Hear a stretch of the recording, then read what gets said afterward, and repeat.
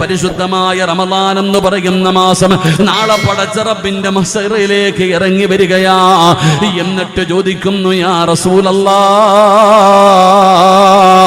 അല്ലാഹുവിന്റെ നബിയേ, ഞാൻ വരുന്നതിന് 2 മാസക്കാലം മുമ്പേ വിളിച്ചു പറയുകയാണ്, അല്ലാഹുമ്മ ബാരിക് ലനാ ഫീ റജബിൻ വ ശഅബാൻ.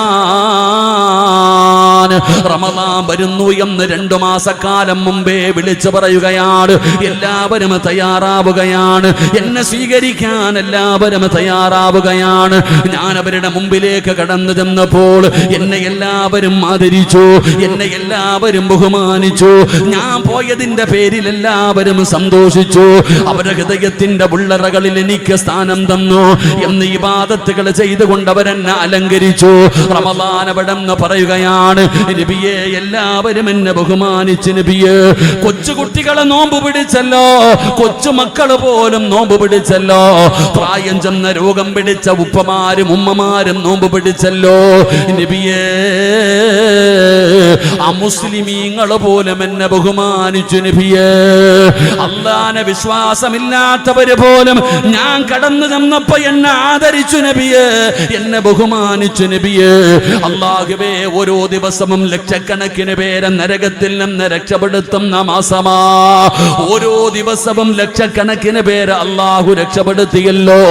റഹ്മത്തിന്റെ മാസമായിരുന്നല്ലോ, മഗ്ഫിറത്തിന്റെ മാസമായിരുന്നല്ലോ, പാപമോചനത്തിന്റെ മാസമായിരുന്നല്ലോ, സ്വർഗ്ഗപ്രവേശനത്തിന്റെ മാസമായിരുന്നല്ലോ. ലൈലത്തുൽ ഖദർ എന്ന് പറയുന്ന 80 വർഷക്കാലം ഇബാദത്ത് ചെയ്ത കൂലി കിട്ടുന്ന മാസമായിരുന്നല്ലോ നബിയേ. ഒരു സുന്നത്തിനൊരു ഫർദിന്റെ കൂലിയാണ്, ഒരു ഫർദിന് 70 ഫർദിന്റെ കൂലിയാണ്. എന്ത് ചെയ്താലും പ്രതിഫലം കിട്ടുന്ന ഈ റമദാൻ എന്ന് പറയുന്ന മാസമായ ഞാൻ ഇവന്റെ മുമ്പിലേക്ക് ചെന്നപ്പോ ഇവൻ എന്നെ പരിഗണിച്ചില്ല നബിയേ, ഇവൻ എന്നെ ബഹുമാനിച്ചില്ല നബിയേ, എനിക്ക് തരേണ്ട സ്ഥാനം നൽകിയില്ല നബിയേ. ഇവൻ എന്നെ പരിഗണിക്കാത്തവനാ, ഇവൻ എന്നെ കളിയാക്കിയവനാ, ഇവൻ എന്നെ നിസാരമാക്കിയവനാ. അതുകൊണ്ട് ഇവന് വേണ്ടി ദുആ ചെയ്യല്ലേ. റമദാൻ അല്ലാഹുവിനോട് പറയുന്നു, അല്ലാഹ്, നീ ആർക്ക് പുറത്തു കൊടുത്താലും ഇവന് പുറത്തു കൊടുക്കല്ലേ തമ്പുരാന്, ഇവനോട് കരുണ കാണിക്കല്ലേ തമ്പുരാന്. നിറകണ്ണുകളോടെ ഈ റമദാൻ അല്ലാഹുവിന്റെ മുമ്പിൽ നിന്ന് കരഞ്ഞുകൊണ്ട് പറയുകയാ, അല്ലാഹു കൈവിടുകയാണ്.